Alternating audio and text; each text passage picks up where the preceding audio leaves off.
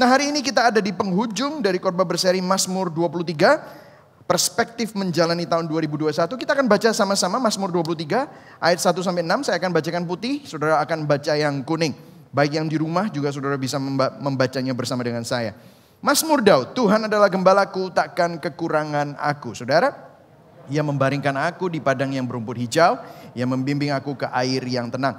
Ia menyegarkan jiwaku. Ia menuntun aku di jalan yang benar oleh karena namanya. Ayat 4. Sekalipun aku berjalan dalam lembah kekelaman, aku tidak takut bahaya. Sebab Engkau besertaku. Gadamu dan tongkatmu itulah yang menghibur aku. Engkau menyediakan hidangan bagiku di hadapan lawanku. Engkau mengurapi kepalaku dengan minyak. Pialaku penuh melimpah. Ayat 6. Kebajikan dan kemurahan belaka akan mengikuti aku seumur hidupku. Dan aku akan diam dalam rumah Tuhan sepanjang masa. Berbahagialah orang yang mendengar firman Tuhan, memeliharanya dalam hatinya dan melakukannya di dalam hidupnya. Nah, saudara, kita sudah berbicara mengenai perspektif. Katakan sama-sama perspektif. Perspektif. Ya, perspektif kita itu akan menentukan bagaimana kita hidup di dalam dunia ini. Karena kalau tidak mempunyai perspektif yang benar, makanya kita harus menyeleksi perspektif mana yang mau kita adopsi. Saya kasih contoh, saudara. Saudara pernah dengar mitos kalau kita lempar koin ke dalam kolam atau lempar koin ke dalam sumur. Saudara pernah ke tempat wisata, saudara lempar koin, terus kemudian apa yang dilakukan? Make a wish.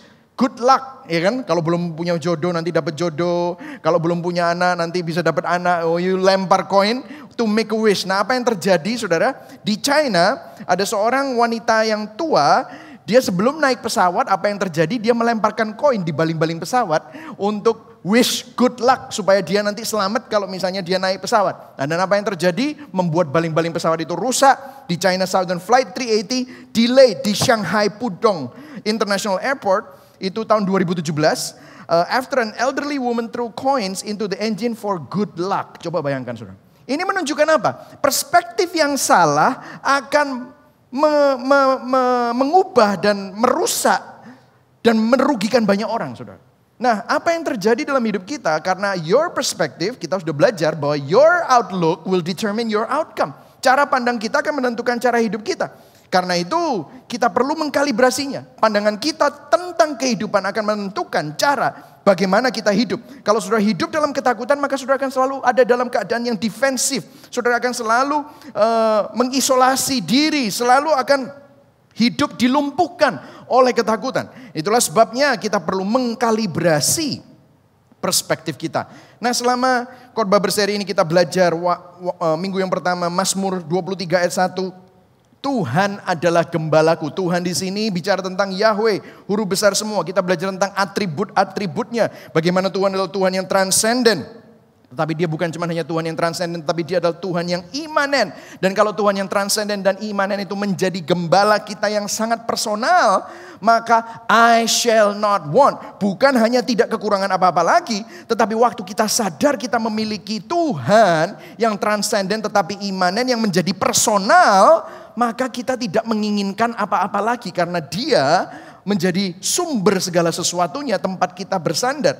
Dan kita belajar true contentment, kita merasa cukup. Dan minggu yang kedua kita belajar bagaimana dia membaringkan kita di padang yang berumput hijau, membimbing di air yang tenang, menyegarkan, menuntun aku di jalan yang benar.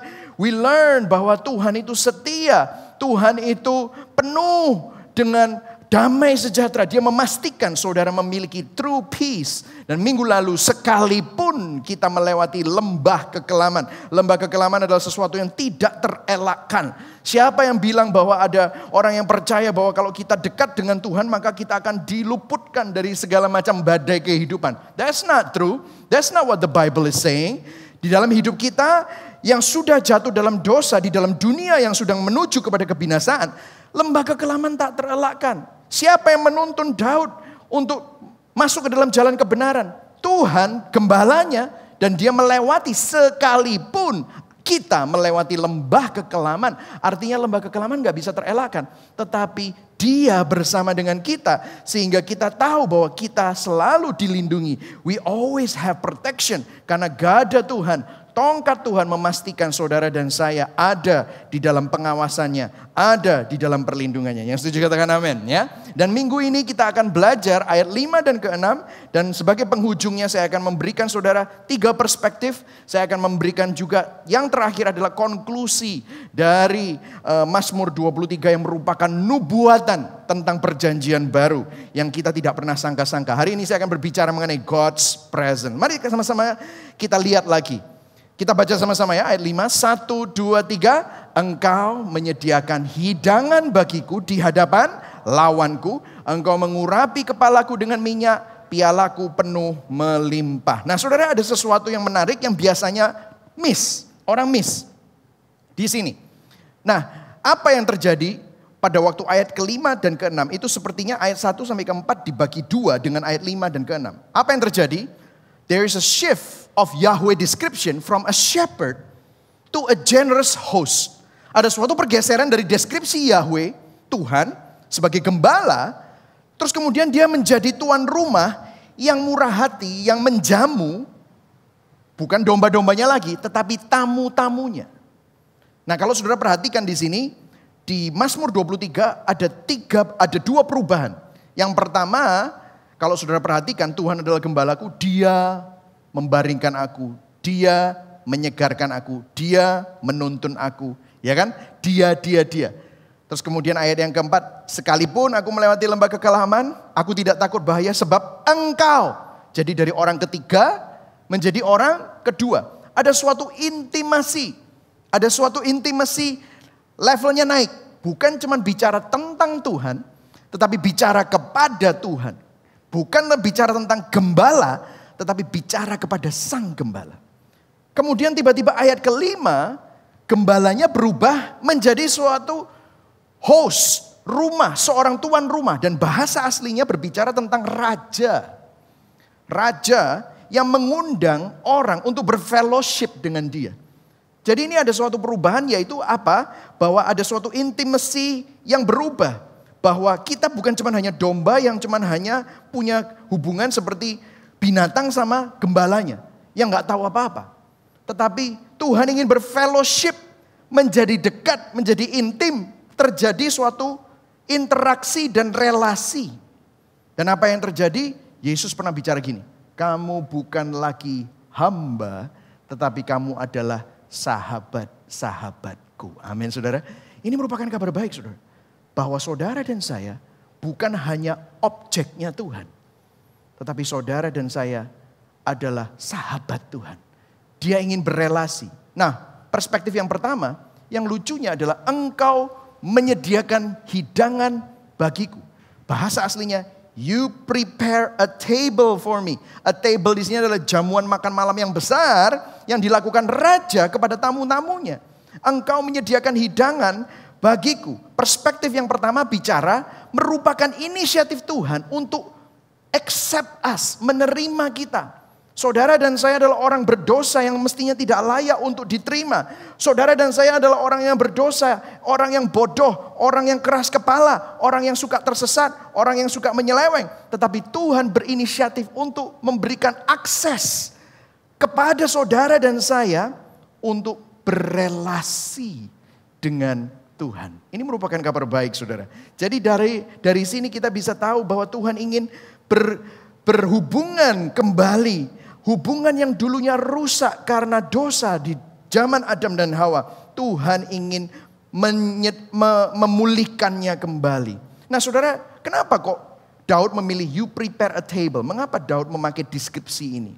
Karena gini, menjamu di dalam kultur Timur Tengah adalah suatu reputasi yang baik. Kalau kita menjamu orang yang kita hormati dan kita menjadi tuan rumah, host yang melayani tamu, itu menjadi suatu rumor dan gosip yang terus dibicarakan orang-orang. Saya kasih contoh ya, misalnya saudara saya undang ke rumah saya, terus kemudian saudara saya jamu dengan luar biasa. Dan saudara bisa, wah diberkati sekali, saudara bisa cerita, waduh luar biasa saya waktu itu diundang ke rumahnya Pastor Michael ya. Wah ada lobster, ada udang, ada steak. Nggak tahu itu lobster udang cocok nggak sama steak ya gitu saudara. Cuma, kok bisa ya? Dan dia nggak nyuruh orang lain loh. Dia sendiri yang melayani. Wah itu dibicarakan ya. Jadi ini merupakan suatu yang kebanggaan karena apa? Kalau saudara tamu yang diundang oleh seseorang tuan rumah, itu adalah tamu yang secara intensional sang tuan rumah memang undang karena dia ingin kenal secara personal dan secara pribadi. Merupakan kehormatan untuk diundang dan dijamu di rumah seseorang yang pelayanannya, levelnya itu seperti itu. Dan itu menjadi pembicaraan. Apalagi ini dikatakan adalah seorang raja dan bangsawan. Jadi saudara, kenapa kok Daud memilih ini? Dia ingin membawa kita bahwa di dalam hubungan saudara dengan Tuhan, Tuhan ingin membawa kepada suatu journey. Supaya saudara progres dalam intimasi saudara. Ada penerimaan Tuhan, ada acceptance Tuhan, ada akses Tuhan. Ada suatu fellowship, ada suatu relasi dan hubungan. Yang setuju katakan amin. Amin. Dan saudara lihat ya di sini ya. Kalau saudara lihat di sini. Engkau menyediakan hidangan bagiku. Disinilah gospel connection-nya. Saudara lihat. Siapa yang menyediakan hidangan? Saya tanya sama saudara, boleh dijawab. Siapa yang menyediakan hidangan? Tuhan. Coba kalau saudara perhatikan dari atas, Tuhan adalah gembalaku, takkan kekurangan aku. Ia, apa saudara? Membaringkan aku di padang yang berumput hijau. Ia menuntun. Saya mau tanya sama saudara, siapa yang membaringkan? Tuhan. Siapa yang menuntun? Tuhan. Ia menyegarkan jiwaku. Siapa yang berinisiatif untuk menyegarkan saudara? Tuhan. This has been the pattern of the Bible.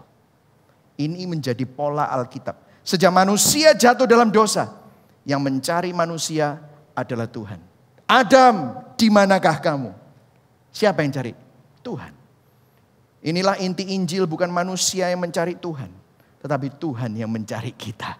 Inilah inti dari hubungan saudara dengan Tuhan. Bukan saudara yang merasa butuh Tuhan. Memang saudara merasa aduh Tuhan aku butuh engkau. Itu pun karena dorongan siapa? Roh Kudus. Jadi menunjukkan bahwa kalau Tuhan engkau menyediakan, itu berbicara bahwa selalu Tuhan yang memulai dan berinisiatif. Kalau hari ini saudara percaya Tuhan, jangan berbangga karena saudara percaya bisa dan mampu percaya Tuhan. Itu karena Tuhan terlebih dahulu menjangkau saudara. Tuhan terlebih dahulu berinisiatif untuk mencerlikkan mata saudara, hati saudara. Yang setuju katakan amin. Jadi hari ini kalau saudara ada di sini, coba implikasinya seperti apa? Kalau Tuhan yang berinisiatif, kalau Tuhan yang memulai, apakah dia akan memulai sesuatu dan tidak menyelesaikannya? Saya mau tanya sama saudara. Kalau Tuhan yang memilih saudara, kalau Tuhan yang membuat saudara dicelikan, apakah saudara akan ditelantarkan? Enggak. Kalau Tuhan yang menyelamatkan saudara, apakah keselamatanmu akan bisa hilang? Ada, tiba-tiba enggak ada? Kalau begitu Tuhan enggak berkuasa dong. Saya mau tanya kepada saudara, implikasinya kalau selalu Tuhan yang memulai, kalau selalu Tuhan yang berinisiatif, apa yang merupakan pekerjaan yang baik yang dimulai Tuhan, Tuhan juga yang akan menyelesaikannya. Yang setuju berikan tepuk tangan buat Tuhan. Amin saudara. Ini kabar baik saudara. Pegang, masukkan dalam hati saudara. Masukkan dalam hati saudara. Karena ini implikasinya menenangkan jiwa saudara. Karena hari ini mungkin saudara menghadapi banyak tantangan. Tetapi di dalam tantangan saudara, saudara harus tahu bahwa Tuhan tidak pernah meninggalkan saudara. Karena dia berinisiatif untuk memulai hubungan dengan saudara. Perspektif yang kedua. Ya, perspektif yang kedua. Yang aneh di sini, Tuhan prepare a table, dia menyediakan hidangan bagi kita di hadapan lawan kita. Aneh ya. Ini aneh loh. Pernah gak saudara lihat gini. Ada dua tafsiran. Yang pertama adalah waktu kita menang perang, terus kemudian musuh kita ditawan, terus kita pesta-pesta, terus kemudian yang pesta-pesta itu mengejek musuhnya. Itu tafsiran yang pertama. Tetapi tafsiran yang kedua saya rasa lebih tepat. Tafsiran yang kedua, kenapa Tuhan menyediakan hidangan, prepare a table in front of my enemies. Itu bahasa aslinya. Artinya begini saudara, di tengah-tengah tantangan dan peperangan, Coba saudara bayangkan, saudara sedang menghadapi banyak sekali tantangan. Saudara sedang, kalau misalnya ada sebuah kerajaan sedang mengalami peperangan, there is battle, there is war. Tiba-tiba raja mengundang prajurit-prajuritnya, orang-orang yang dia tahu dia ingin berelasi untuk bisa menjamu orang-orang yang sedang perang ini, untuk supaya orang-orang ini mendapatkan refreshment, untuk mendapatkan suatu assurance, mendapatkan suatu restoration. Ini luar biasa, saudara. Jadi perspektif yang kedua adalah begini, saudara. Di dalam kehadiran Tuhan, Tuhan berjanji untuk apa? Memberikan ketenangan, kesegaran, dan keamanan kepada kita di tengah-tengah tantangan kita. In the midst of our enemies. Saudara, saya mau kasih tahu kepada saudara, mungkin saat ini saudara di tengah-tengah pandemi ini ada begitu banyak tantangan. Saudara, hidupmu penuh dengan tantangan. Mungkin saudara mengalami tantangan secara jasmani, secara kesehatan saudara sedang lemah. Saya terus terang banyak sekali DM, saya banyak sekali WA dengan jemaat-jemaat yang mungkin saat ini sedang positif COVID. Ada beberapa yang gak even datang ke gereja, belum pernah datang ke gereja, tetapi mereka di dalam pekerjaan mereka terpapar. Dan saat ini harus isolasi mandiri atau ada yang opname dan yang lain-lain.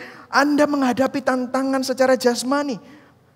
Anda mungkin mendapatkan tantangan secara keuangan, secara ekonomi, secara hubungan. Tantangan secara keadaan. Mungkin saudara juga mengalami tantangan secara rohani. Iblis berusaha menyerang kita. Betul saudara? Dengan apa? Keputusasaan. Memberikan hal-hal yang negatif untuk apa? Mencuri damai sejahtera kita. Ini adalah tantangan-tantangan yang kita miliki saat ini. Menghancurkan apa? Semangat kita akan masa depan. Menghancurkan apa? Pengharapan kita. Sehingga iman kita goyah. That's happening, saudara. Tantangan selalu ada. Belum tantangan di dalam diri kita sendiri. Tantangan apa? Secara psikologis. Tantangan mungkin saudara sendiri. Pikiran saudara sudah terpengaruh sehingga saudara depresi. Dan memang ini membuat saudara jadi paranoid. Menjadi ketakutan yang berlebihan. Betul saudara? Ini adalah tantangan-tantangan yang kita hadapi. Tetapi puji Tuhan dikatakan bahwa engkau menyediakan hidangan bagiku di hadapan lawanku. Engkau mengurapi kepalaku dengan minyak. Saudara lihat di sini. Yang menyediakan siapa? Tuhan. Tuhan sendiri menyiapkan sebuah meja yang berisi hidangan yang enak di hadapan lawan kita. To refresh us. Untuk mengingatkan kita bahwa kita tidak sendirian. Bahkan mengurapi kepala kita dengan minyak. Saudara, mengurapi kepala kita dengan minyak itu berbicara tentang refreshment. Saudara kalau masih ingat ya ceritanya Yesus di Lukas 7. Ada seorang wanita, Yesus berkunjung ke rumah Simon orang Farisi. Dan Yesus masuk ke sana itu gak dikasih air untuk kakinya. Gak diurapi minyak, tapi waktu dia duduk, ada seorang wanita yang datang kepada kaki Yesus dan membasahi kaki Yesus dengan air matanya, menyekanya dengan rambutnya. Terus ada minyak wangi dipecahkan untuk mengurapi. Minyak itu mengurapi kakinya, bukan kepalanya loh, kakinya. Minyaknya mahal sekali. Minyak itu harganya itu bisa 1 tahun gaji, saudara. Dipecahkan untuk membersihkan kakinya Yesus, membuat wangi kakinya Yesus. Kemudian Simon orang Farisi itu ngomong gini, itu kan minyak mahal. Kalau itu minyaknya dijual terus dikasih orang miskin kan itu lebih proper, lebih genah gitu saudara ya. Nah kemudian Yesus bilang apa sama si Simon? Engkau lihat perempuan ini? Aku masuk ke rumahmu, namun engkau tidak memberikan aku air untuk membasuh kakiku. Tetapi dia membasahi kakiku dengan air mata dan menyekanya dengan rambutnya. Engkau tidak mencium aku, tetapi sejak aku masuk ia tidak henti-hentinya mencium kakiku. Engkau tidak meminyaki kepalaku dengan minyak, tetapi dia meminyaki kakiku dengan minyak wangi. Wow. Dan kalau saudara, ini dibalik ya, kembali ke Mazmur 23. Saudara menghadapi tantangan yang besar, banyak sekali tekanan, banyak sekali tantangan jasmani, rohani, tantangan internal psikologis. Tuhan mau memberikan saudara minyak. To refresh you, to remind you that I am with you. Yang setuju katakan amin. I am with you. Tuhan sendiri yang menyiapkan meja berisi hidangan di hadapan lawan kita. Dia sendiri yang meminyaki kita. Engkau mengurapi, engkau menyediakan. Bukan orang lain, engkau mengurapi. Supaya apa? Kita disegarkan, ditenangkan, dihibur. Saudara, Tuhan tahu tekanan yang kita alami.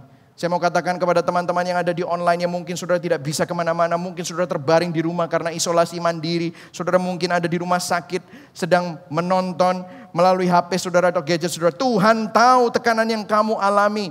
Tuhan tahu kesulitan yang sedang kita hadapi. Tuhan tahu semua beban-beban dan tuduhan iblis dan pencobaan-pencobaan yang kita alami. Tuhan tahu ketakutan dan kekhawatiran kita.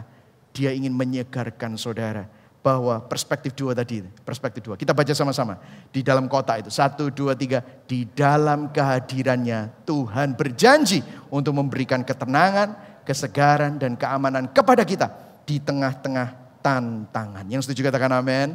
Ya, ada kitab Nahum. Sudah tahu kitab Nahum? Nahum itu bukan gitu ya, bukan ya saudara. Nahum itu kitab nabi kecil di Alkitab di Perjanjian Lama. Oke saudara ya. Nahum itu nabi kecil, disebut nabi kecil bukan karena dia orangnya kecil, bukan. Tapi tulisannya pendek ya saudara ya. Nahum berkata apa? Ayo kita baca sama-sama. 1, 2, 3. Tuhan itu baik, ia melindungi umatnya. Waktu mereka apa? Berapa banyak di sini yang kita mengalami kesusahan? Kita semua mengalami kesusahan saudara. Tuhan itu baik, dia melindungi saudara. Yang setuju katakan amin. Koma, ayo baca sama-sama. Ia menjaga orang yang berlindung kepadanya. Ini adalah janjinya. Ayub 36 ayat 15 sampai 16. Lihat, dengarkan saya. Ayat 15. Allah mengajar manusia melalui apa? Derita. COVID-19 diizinkan Tuhan. Untuk apa? Mengajarkan kita bahwa hidup kita itu sangat rentan. Apa yang bisa kita sombongkan? Koma apa? Ia memakai kesusahan untuk apa? Menyadarkan kita. Mungkin selama ini Tuhan memang nomor 1, tetapi dia hanya salah satu dalam hidup saudara. Kalau Tuhan nomor 1, ada nomor 2, nomor 3, nomor 4, nomor 5. Tuhan hanya salah satu. Semestinya Tuhan adalah satu-satunya dalam hidup kita. Hidup kita ini boxnya Tuhan. Di dalam boxnya Tuhan itu ada pekerjaan, ada segala sesuatu. Dan itu milik Tuhan. Melalui penderitaan kita jadi ingat. Kita ini seperti bunga yang hari ini bisa bersemi. Besok bisa gak ada. Begitu fana. Begitu sementara. Begitu rentan. Begitu lemah. Begitu fragile. Betul saudara? Lihat ayat 16. Baca sama-sama. 1, 2, 3. Allah telah membebaskan engkau. Dari apa? Kesukaran. Sehingga kau dapat menikmati apa? Ketentraman. Lihat. Dan meja hidanganmu penuh makanan. Wow. Di dalam kata-kata ini. Allah telah membebaskan engkau dari kesukaran. Bahasa aslinya God delivers you from the jaws. The jaw, rahang, gigi of distress. Tekanan. Seperti gigitan stres yang membuat kita kehilangan damai sejahtera. Seperti gigitan rahang ketakutan yang membawa iman kita goyah. Tetapi waktu kita mengingat akan Tuhan. Di tengah-tengah tantangan ini kita bukan melihat keadaan. Tapi kita melihat kepada Tuhan. Engkau akan menerima, engkau dapat menikmati ketentraman. Meskipun hidupmu ada tantangan. Saudara, ini saya ngomong bahasa Jawa lah ya. Ini yang online kalau di kota lain, mohon maaf. Pernah gak dengar gini? Pastor aku ini gak mentas-mentas ket biyen masalah tok. Pernah dengar gitu saudara? Mungkin saudara sedang ngomong seperti itu kepada Tuhan. Kapan masalah ini berhenti? Saudara saya mau kasih tahu, masalah gak akan pernah berhenti. Selama kita hidup di dalam dunia ini dan hidup dalam daging, masalah akan selalu ada. Halo? Kita hidup di dalam dunia yang sudah jatuh dalam dosa, yang sudah menuju kepada kebinasaan, tatanan ciptaan yang sudah rusak. Kita harus sadar bahwa di dalam hidup kita akan selalu mendapatkan kesukaran dan kesulitan. Tetapi pada saat kita melihat bahwa hidup kita bukan milik kita, tetapi hidup kita yang megang itu Tuhan, maka kita bisa menikmati ketentraman dan meja hidangan kita penuh makanan. ada kesegaran, ada keamanan. Kenapa? Karena Tuhan bersama dengan saudara dan saya. God's presence is always with you. Yang setuju katakan amin. Apa yang mencuri ketentramanmu? Apa yang membuat kamu susah untuk move on dan move forward dan tidak dicengkram lagi oleh ketakutan? Saudara, kita mau taruh iman kita kepada apa? Vaksin? Mau iman kita kepada apapun? Pemerintah? Saudara, banyak orang yang menaruh kepercayaannya kepada pemerintah negara superpower di Amerika, ya, Western civilization. Saudara lihat apa yang terjadi. Kacau balau demokrasi di Amerika. Saudara mau menaruh imanmu, pijakan kakimu kepada hartamu, enggak bisa, saudara. Lihat begitu banyak orang yang mungkin begitu banyak hartanya, tetapi mereka sekarang dilumpuhkan oleh keadaan pandemi. Saya sudah banyak ngomong dengan orang tenaga kesehatan, pabrik obat, orang ngomong banyak dokter, dia bilang, mereka semua bilang bahwa COVID ini gak akan pernah hilang. COVID ini akan selalu bersama dengan kita sampai selama-lamanya. Ini adalah pergantian peradaban. Saudara tahu? Pernah tahu pergantian peradaban? Setiap berapa ratus tahun selalu ada pergantian peradaban. Cara hidup kita berubah semua. Kita perlu belajar untuk hidup berdampingan dengan kesukaran-kesukaran yang ada ini. Dan satu-satunya yang bisa membuat engkau bisa menikmati ketentraman pada saat engkau memandang kepada Allah yang memegang hidupmu. Yang setuju katakan amin. Hari ini saya berdoa supaya saudara sadar bahwa hidupmu bukan tergantung oleh kekuatanmu, tetapi hidupmu ada di tangan Tuhan. Allah mengajar manusia melalui penderitaan. Ia memakai kesusahan untuk menyadarkan kita. Yang setuju katakan amin. Ya. Dan kemudian lihat di sini. Pialaku penuh melimpah. Nah saudara, pialaku itu bukan waktu piala, of course kalau bahasa Indonesia piala itu waktu kita menang ya. Terus kita dapat piala. Tetapi waktu Daud bicara tentang piala, dia mempunyai konteks kerajaan. Dia seorang raja pada saat ini. Dan waktu piala itu keluar, piala itu adalah cangkir, cup. Saudara tahu cup? Cup itu cangkirnya raja yang dari emas yang ada banyak berliannya dan batu permata. Dan biasanya diisi oleh wine, anggur. Dan biasanya itu akan keluar hanya pada saat kita itu mau bersulang. Tahu bersulang? Kanpe. Toast gitu ya. Wah, toast. Toastnya untuk apa? Celebration. Merayakan suatu kemenangan. Nah ini sesuatu yang aneh. Makanya di ayat 5 ada banyak keanehan yang janggal. Kalau saudara orang Yahudi pada saat itu baca lagu ini, mereka akan bilang aneh ya. Mau hidangan, prepare table tapi di depan musuh. Berarti di tengah-tengah peperangan kita disuruh bisa duduk makan tenang dengan gembala kita. Terus kemudian dia bukan cuma hanya makan, diurapi supaya kita disegarkan. Terus pialaku penuh melimpah, berarti sudah menang tapi belum menang. Ngerti maksud saya? Artinya begini, kemenangannya belum terjadi, tetapi celebrationnya udah duluan. Jadi ini belum terjadi kemenangan, tetapi kemenangan itu sudah dirayakan. Nah ini sesuatu yang luar biasa. Di tengah-tengah battle, Tuhan menyediakan hidangan di hadapan lawan, menyegarkan kita, dan merayakan kemenangan. Loh, kemenangannya ini belum terjadi. Kok bisa sudah ada? Nah dengarkan saya, semuanya dengarkan saya. Yang ada di online dengarkan, jangan main WA atau lagi makan nasi goreng atau Indomie ya, tolong lihat saya ya, dengarkan ini nih. Gini, kenapa ini terjadi? Kenapa ini ditulis? Tuhan adalah Alfa dan Omega.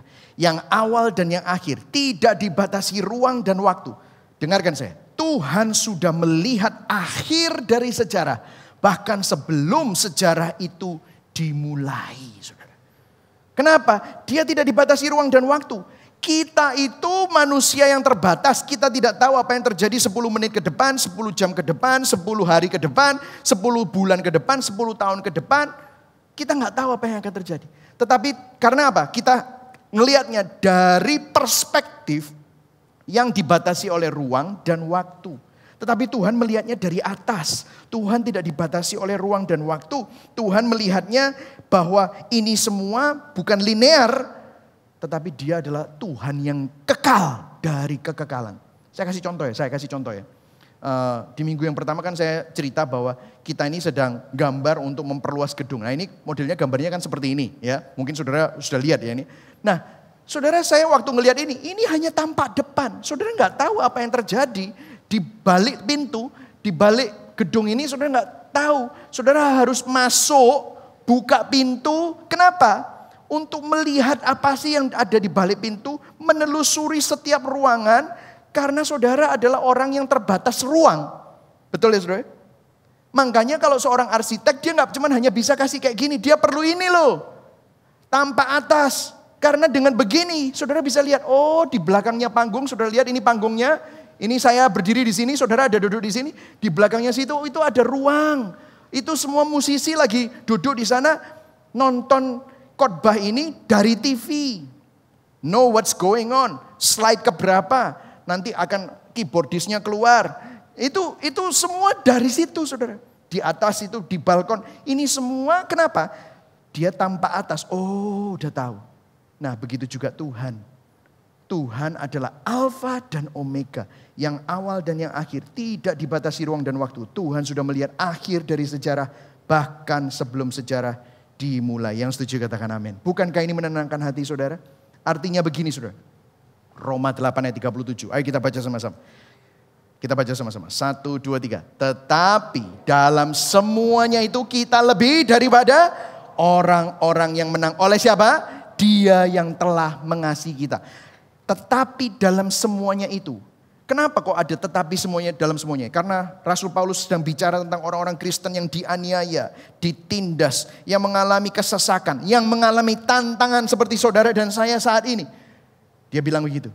Tetapi dalam tantangan-tantangan itu, dalam semuanya itu, kita lebih daripada orang-orang yang menang. Tuhan mau bilang gini, aku yang nulis sejarah, aku sudah tahu akhirnya sejarah. Kalau saudara nonton film, saudara nggak bisa fast forward, tetapi Tuhan yang buat filmnya, dia sudah tahu akhirnya. Dia bilang, kita sudah menang, aku sudah menang. Berikan tepuk tangan buat Tuhan, berikan tepuk tangan buat Tuhan. Amin saudara. Itulah sebabnya saudara lebih dari pemenang. Katakan sama-sama, aku lebih dari pemenang. Kenapa? Karena Tuhan sudah menang buat saudara. Amin saudara. Kalau saudara masih ingat minggu lalu, our courage, keberanian kita bukan untuk melawan. Keberanian kita untuk mempercayai Tuhan yang memegang hidup kita. Makanya saudara, kita mungkin tidak tahu apa yang akan terjadi di masa depan. Tetapi kita memiliki keyakinan kepada Tuhan yang memegang masa depan. Yang setuju katakan amin. Masa depan saudara, siapa yang pegang? Tuhan. Masa depan anak-anakmu, siapa yang pegang? Tuhan. Dia yang pegang. Saudara mau coba kontrol? Saudara mau coba kendalikan? You will lose it. God is in control in every season of your life. Amin saudara. Selanjutnya, perspektif yang ketiga. Nah di sini saudara, bahasa Indonesianya kehilangan kata-kata ini. Karena ayat 6 dikatakan kebajikan dan kemurahan belaka akan mengikuti aku seumur hidupku. Padahal bahasa aslinya yang di capture oleh bahasa Inggris di New King James ada kata-kata ini. Surely. Ayo katakan sama-sama surely. Surely. Itu apa artinya? Pasti. Pasti, bukan semoga, bukan mudah-mudahan. Bukan kalau Tuhan mengizinkan, bukan insya Yesus, insya Yahweh, ya, insya Allah gitu saudara ya. Tapi pasti. Surely. Katakan sama-sama sekali lagi. Surely. Katakan sama-sama. Pasti. Pasti. Saudara, perspektif yang ketiga. Ini yang terakhir. Di dalam kehadiran Tuhan ada suatu kepastian. Bahwa kebaikannya dan kasihnya tidak akan meninggalkan kita. Yang setuju katakan amin. Ini gak bisa diganggu gugat. Kenapa saudara?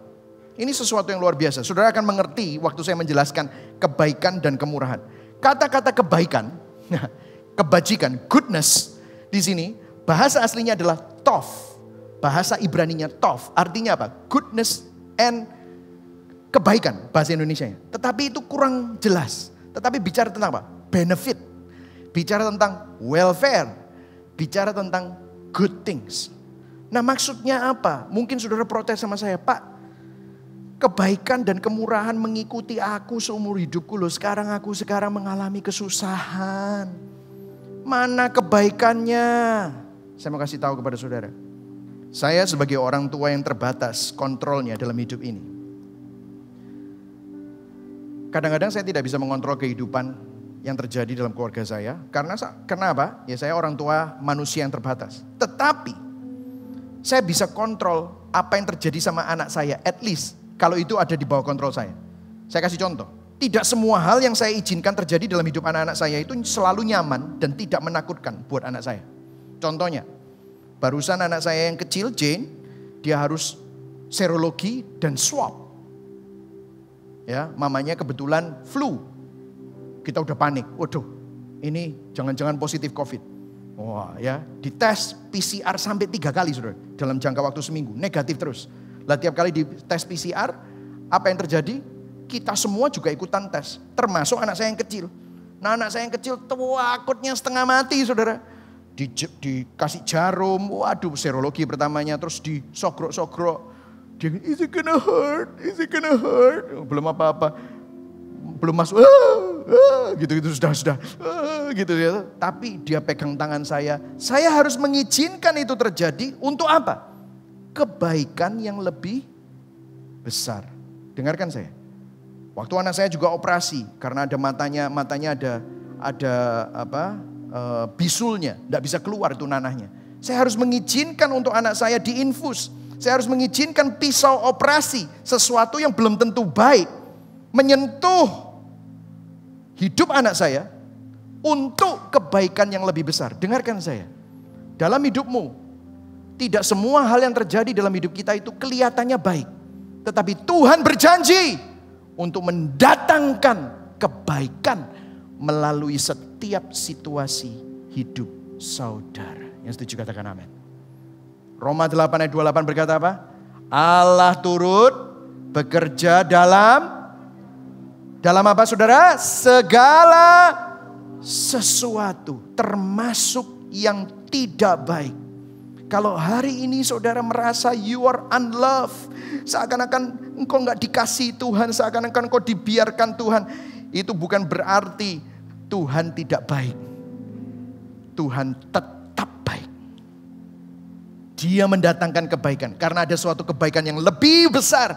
Kadang-kadang kita harus mengalami itu semua. Saudara, kalau saudara harus mengalami masalah ekonomi dalam pandemi ini, Tuhan izinkan, bersyukur.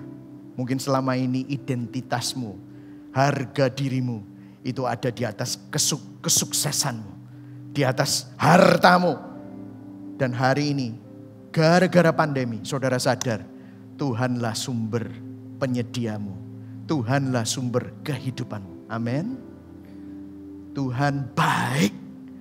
Dan lihat, kemurahan atau mercy, ini adalah deskripsi terjemahan yang lemah sebenarnya. Bahasa aslinya adalah chesed. Bukan keset loh ya saudara ya. Chesed ya, saudara harus ada gitu.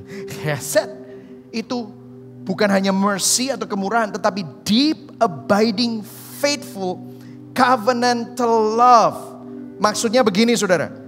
Maksudnya adalah kasih Tuhan itu bukan berdasarkan emosi, tetapi berdasarkan suatu keputusan untuk setia terhadap ikatan perjanjiannya. Waktu Tuhan berkata kepada bangsa Israel, aku tidak akan meninggalkan engkau. Aku tidak akan membiarkan engkau. Aku akan menyelamatkan engkau. Aku akan menebus engkau. Itu tidak bergantung oleh atau ada kondisinya kalau Israel itu menyembah dia. Enggak. Berapa kali Israel itu tidak menyembah? Banyak orang berpikir begini. Kalau bahkan di mimbar-mimbar gereja diberitakan, kalau kamu setia sama Tuhan, Tuhan akan setia sama kamu. Betul? Kalau kamu melayani Tuhan, Tuhan akan melayanimu. Wow. Kalau kamu mengasihi Tuhan, kamu akan dikasihi Tuhan. Itu adalah pengajaran-pengajaran. Itu bukan Alkitab saudara. Itu cintanya manusia. Timbal balik. Lu juga bisa, gue juga bisa. Tetapi Tuhan gak seperti itu.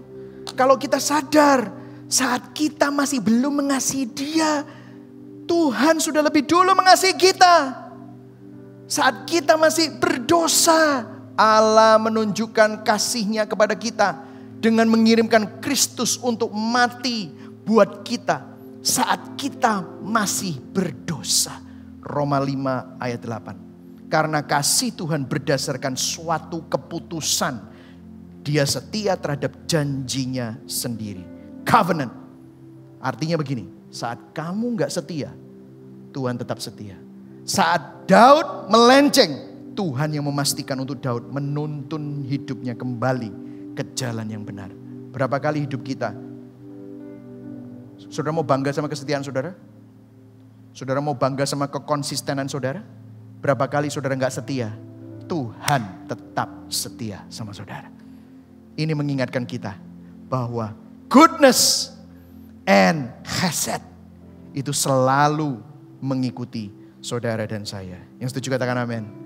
Yang setuju berikan tepuk tangan buat Tuhan. Amin. Yes. Kata-kata mengikuti. Kata-kata mengikuti ini, follow, ini juga terlalu lemah. Kata-katanya adalah radab. Bahasa Ibraninya adalah radab. Radab itu dipakai kalau ada pencuri, perampok atau musuh dikejar sama orang yang dicuri itu. Jadi dia mengejar musuh itu radab, to pursue and to chase. Wow. Jadi Daud ngomong gini, dia pakai kata-kata ini khusus. Mestinya kata-katanya negatif dipakai untuk positif. Maksudnya begini loh. Hanya kebaikan Tuhan dan kasih Tuhan yang tidak bisa ingkar janji itu akan terus mengejar saudara dan saya. Jadi saudara, di tengah-tengah kehidupan kita yang saat ini sedang tidak menentu, saya berdoa supaya saudara sadar, hadirat Tuhan tidak pernah meninggalkan saudara. Billy Graham bilang gini, I've read the last page of the Bible. It's all going to turn out all right. Sudah almarhum, saya yakin dia sudah gembira bersama dengan Kristus. Dia katakan, saya sudah membaca halaman terakhir dari Alkitab. Dan pada akhirnya semua akan menjadi baik. Hari ini mungkin apa yang terjadi dalam hidupmu tidak baik. Tapi percayalah, janji Tuhan adalah mendatangkan kebaikan. Cari maknanya dalam hidup. Lihat kepada Tuhan yang menjamu hidangan supaya saudara bisa rest. Supaya saudara bisa mengalami dan menikmati ketentraman. Bahkan di tengah-tengah tantangan. It is not the absence of trouble. But it is the presence of God.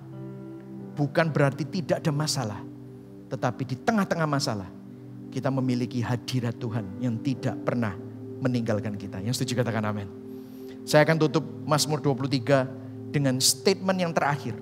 Dari Daud di Mazmur 23. Ayat 6b, dia bilang begini, aku akan diam di dalam rumah Tuhan sepanjang masa. Sekali lagi, ayat ini gak masuk akal. Desire-nya Daud ini gak masuk akal. Kenapa? Karena dia bicara tentang rumah Tuhan adalah tabernakel. Saudara masih ingat di kitab Keluaran tabernakel? Siapa yang bisa masuk tabernakel? Imam. Imam itu harus suku apa? Lewi. Daud suku apa? Yehuda. Daud seorang raja. Daud bukan imam. Daud gak bisa datang ke rumah Tuhan dan tinggal di sana sepanjang masa. Gak bisa. Tetapi dia tulis gini, I shall dwell in the house of the Lord forever. Daud itu merindukan sesuatu yang tidak dimiliki, yang dia tidak miliki. Dimiliki oleh dia. Tetapi kita, saudara dan saya memilikinya di perjanjian baru. Saudara tahu kenapa Daud bilang itu? Ada beberapa komentar yang menyambungkan ini dengan Mazmur 84. Saudara tulis saja Mazmur 84, saudara baca sendiri di rumah. Karena dia waktu itu sedang mengawasi tabernakel. Dan dia melihat ada seekor burung masuk ke ruang kudus dan ruang maha kudus. Langsung pikirannya apa? Dia melihat sejarah orang Israel. Orang Israel itu kalau mau ketemu Tuhan betapa ribetnya. Kalau saudara masih ingat, saudara mengikuti seri Exodus, imam kalau kedapatan tidak layak masuk ke ruang kudus, apa yang terjadi? Mati. Ada orang yang sukunya salah, bukan bukan orang Lewi dan bukan imam masuk ke ruang kudus. Apa yang terjadi? Mati. Yang bisa masuk ke ruang maha kudus siapa? Imam besar. Kalau bukan imam besar, apa yang terjadi? Mati. Makanya Daud waktu lihat, loh ada burung masuk ke tabernakel. Wah, burung ini tidak keluar. Habis ini ketemu bangkai burung di dalam ruang kudus. Tapi waktu dia perhatikan, loh ini kok burung keluar masuk seenaknya. Dia bilang, aduh Tuhan, aku kepingin seperti burung itu. Aku kepingin kalau bisa aku ini merasakan hadirat-Mu. Dia nulis ini semua dalam konteks perjanjian lama. Daud merindukan sesuatu yang dia tidak miliki. Tapi kita memilikinya saat ini di perjanjian baru. Wow. Mungkin saudara bilang, Pak enak ya jadi Daud. No, terbalik. Ada bilang, saya iri sama Daud. Daud dibilang, a man after God's own heart. Enak itu pasti diberkati terus. Siapa bilang? Daud iri sama saudara. Kenapa? Saudara dan saya punya sesuatu yang dia tidak miliki. Di perjanjian baru, pada mulanya adalah firman. Firman itu adalah Allah. Firman itu bersama dengan Allah. Firman itu jadi manusia. Untuk apa? Untuk menyinari, untuk menjebatani. Makanya waktu Yesus berkata di atas kayu salib, sudah selesai. Apa yang terjadi? Tirai bait Allah itu sobek. Untuk apa? Membuka akses. Bukan lagi orang Lewi yang bisa masuk ke dalam hadirat Tuhan. Bukan lagi imam besar yang bisa masuk bertemu dengan Tuhan. Bahkan Tuhan sendiri bilang sama murid-muridnya, nanti aku akan mati, aku akan bangkit pergi ke surga. Aku akan meninggalkan kamu, tetapi aku tidak akan meninggalkan kamu sendirian. Aku akan mengirim roh penghibur. Yohanes 14, Yohanes 16. I will be with you. Makanya kalau saudara baca 1 Korintus 6 ayat 19-20. Ayo kita baca sama-sama yuk. Ini yang Daud gak punya. Saudara yang ada di rumah, pay attention this. Ini yang Daud gak punya. Ayo kita baca sama-sama. 1, 2, 3. Atau tidak tahukah kamu bahwa apa? Tubuhmu adalah bait Roh Kudus yang diam di dalam kamu. Roh Kudus yang kamu peroleh dari Allah. Dan bahwa kamu bukan milik kamu sendiri. Ayat 20. Sebab kamu telah dibeli dan harganya telah lunas dibayar. Karena itu muliakanlah Allah dengan berikan tepuk tangan buat Tuhan. Wow. Tidak tahukah kamu? Kalau Daud bilang, I will dwell in the house of the Lord forever. The house of the Lord now dwells in you. Bait Allah, bait Roh Kudus sekarang ada di dalam saudara dan saya. Artinya apa? God's presence, hadirat Tuhan tidak pernah meninggalkan saudara dan saya. Apapun yang menjadi tantanganmu hari ini, apapun yang menjadi jalan buntumu, ingatlah bahwa Tuhan tidak pernah meninggalkan saudara. Tuhan ada di tempat yang paling dekat, yang tidak bisa lebih dekat lagi. Dia ada di dalam hidupmu. Yang setuju katakan amin. That's it. Let me tell you this. Wait, there is more. Kenapa Daud menulis itu? Dia juga menulis tentang satu hari nanti. Saudara tahu apa yang saudara alami sekarang? Saudara mengalami kebaikan Tuhan. Berapa banyak di sini mengalami kebaikan Tuhan? Saudara bisa lambaikan tangan. Saudara bisa melambaikan. Saudara mengalami kebaikan Tuhan semua ya? Saudara kalau bisa hitung kebaikan Tuhan gak terhitung. Saudara tahu kebaikan Tuhan, pertolongan Tuhan, terobosan Tuhan, mujizat Tuhan, pemeliharaan Tuhan. Itu semua baik. But there is more. Let me tell you. Saudara pernah gak taste test? Pernah ya taste test? Misalnya gini. Ada produk launching. Sebelum produk itu dijual, saudara coba sedikit kecil. Enak ya. Minum apa gitu ya. Misalnya Starbucks kan suka gitu. Wah mau coba gak taste test. Ini minumannya akan launching minggu depan gitu saudara. Wah dicoba free. Wah kalau masa pandemi gak bisa. Nanti dropletnya kemana-mana gitu saudara. Itu kan ngeri gitu. Saya pernah diundang sama chef siapa gitu. Nyoba wah enak taste test. Taste test itu tidak seperti aslinya. Kenapa? Hanya kecil-kecil. Betul ya saudara? Taste test. Saudara saya mau kasih tahu kepada saudara. Pertolongan Tuhan, pemeliharaan Tuhan, mujizat Tuhan, terobosan Tuhan yang saudara alami, kebaikan Tuhan yang tadi saudara lambaikan tangan, itu hanya a little taste of what's happening. Hidup kita tidak diciptakan untuk dunia yang sedang menuju kepada kebinasaan. Saya mau kasih tahu kepada saudara, satu hari kelak, waktu Tuhan bicara, Engkau menyediakan hidangan bagiku di hadapan lawanku. Akan ada perjamuan kawin anak domba.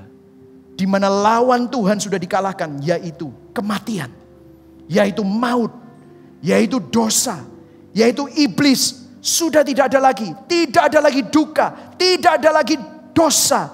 Tidak ada lagi kesusahan. Di langit baru, bumi baru. Engkau mengurapi kepalaku dengan minyak. Sempurna pengurapan Tuhan. Karena engkau mempunyai tubuh kemuliaan. Pialaku melimpah. I receive victory. Bukan hanya janji lagi. Tapi victory. Kemenangan yang saudara alami. Itu benar-benar terjadi. Kebajikan dan kemurahan tidak pernah meninggalkan engkau. Bukan mengikuti lagi. Tetapi bersama dengan Tuhan. And I will dwell in the house of the Lord. Saya akan tinggal di rumah Tuhan. Sepanjang masa. Artinya apa? Kita dombanya, umatnya akan menikmati perjamuan dengan Yesus Kristus. Di langit baru, bumi baru. Kematian itu hanyalah suatu pintu yang membuka untuk kita bisa mengalami kekekalan bersama dengan Tuhan. Karena itu saudara, saya mau kasih tahu, jangan takut mati. Let me tell you, jangan takut mati. God, Tuhan pegang hidupmu. Dari lahir sampai mati, Yesus, dialah penulis hidup kita. Yang setuju katakan amin. Mari sama-sama kita bangkit berdiri.